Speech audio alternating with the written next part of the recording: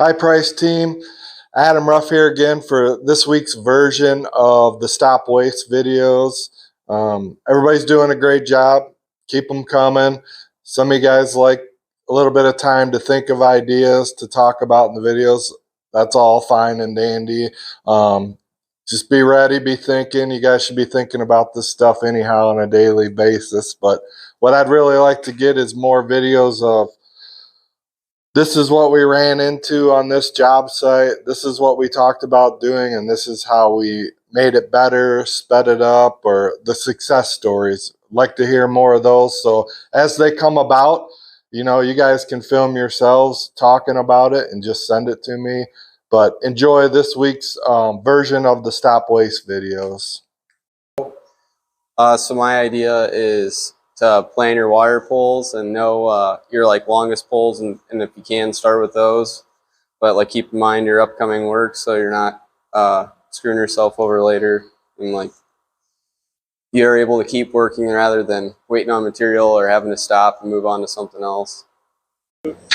So Fairway, we put up a bunch of lights, and we just had a bunch of guys prefabbing all the lights first, so we weren't sitting around waiting, and it was nice because we could just, as they were prefabbing, they were just handing us more lights, and we could just keep going and just throw them up. And then later, when we started wiring them, we just had guys go through first and run the wire, and then we had a couple of guys behind them just doing all the makeups and snapping all the lights together, and it made it a lot quicker, and it saved a lot of time than trying to do everything and then go back up, get off your lift, go back down, do everything. So you could just have guys in the lift the whole time and just keep going, just never stop. So So yeah, over here at Rocket Car Wash, one of the big things we've been doing to keep everything going really smoothly is a lot of not pre-planning, but meetings that are weekly or bi-weekly.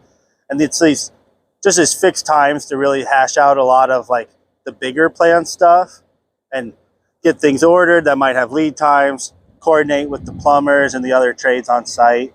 And by doing all this, it just has made the whole project feel a lot smoother.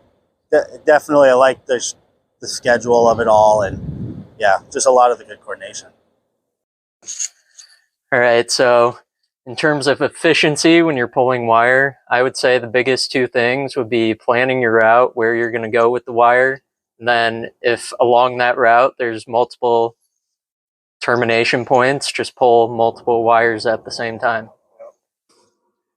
Just planning ahead and thinking about what you're going to do, what you're going to need, that kind of eliminates having to run back to the trailer or to the van or truck to grab more material. So just having all your material ready when you get to the job site is really big in terms of staying efficient. There you go. Common waste I see quite a bit with residential is trips to the trailer. What I typically do to avoid wasted trips is kit material. For instance, I built a service on this house over here, and I just collect all my material, tools, Allen wrenches, drill bits, deox, duct seal, all that stuff. Just get everything together, go to your service. That way you're not making trips back and forth from your trailer to wherever you're building the service. So one thing I think that's been huge on this job site specifically is the fact that we have been doing these daily huddles. And I think above all else, it just helps with confusion, or no confusion actually. So everybody knows exactly what they need to do.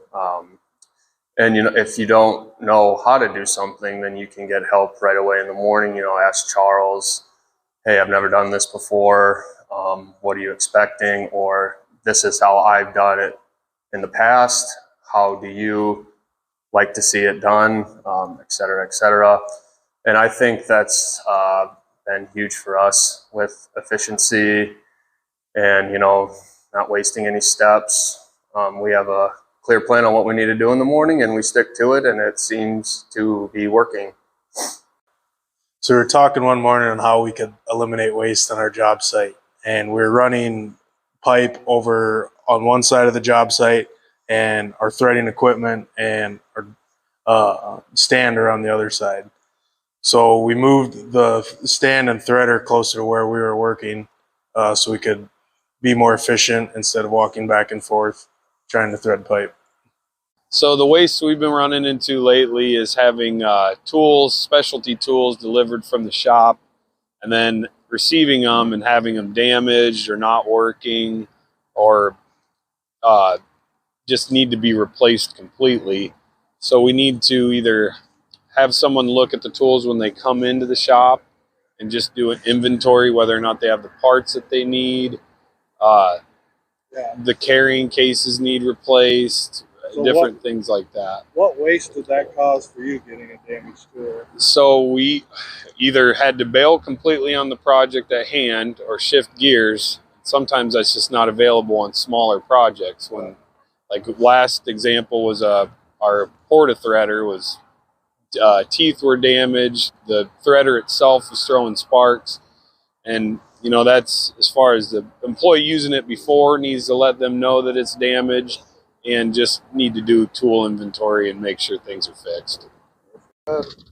So in residential, one thing I like to do is I like to back my trailer right up to the garage essentially, so then I can pull my big wires right off the back of the trailer into the house. I don't have to carry things very far. I'm not sure what to do with my hands. Should I Go ahead and put them down. Okay. The other thing is in residential, if we're boxing, for example, we don't do floor by floor. We will just do the entire house. So we're not switching between material and different tools for different types of tasks. So we like to do 100% boxing and then 100% roping, and to eliminate waste in between switching tasks. All right, so one of the ways here on our residential projects that we like to try to eliminate waste or keep things efficient, I always go around and I will lay out all the devices where they're going to go, and then that way we can walk around with just impact strippers and install the devices rather than having to carry around multiple boxes and dig through them and try to find the correct switches and outlets for the locations. Yep. That's, you know, one of the ways that can help create efficiency. Yep. So you don't have to go back to the same box twice. Yep. The mess is cleaned up. Try to eliminate going back to the same area multiple times. Yeah. Well, thank you. My name is Nick McDonald. I work at Price, and I run a lot of multifamily projects.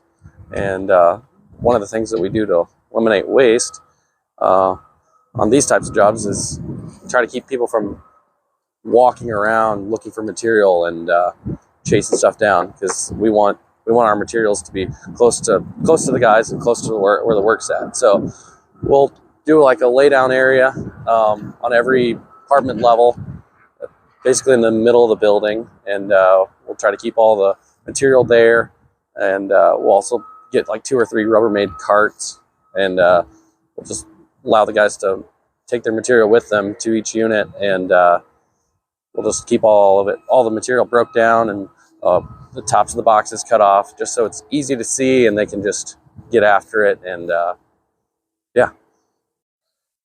Well, I hope you guys enjoyed this week's Stop Waste videos.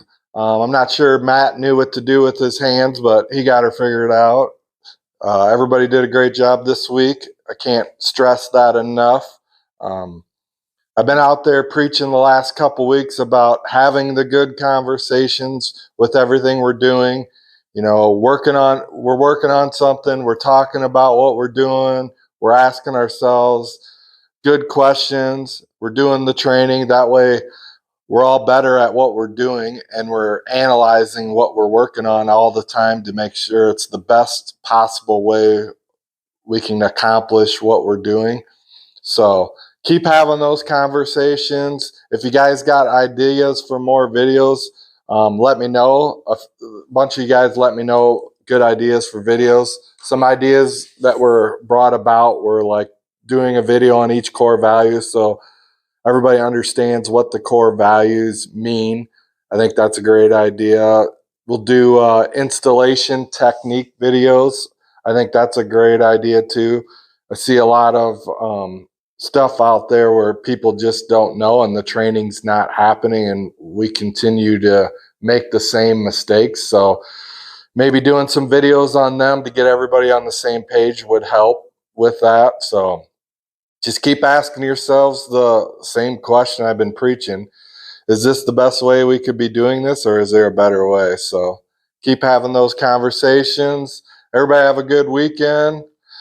Thanks for watching.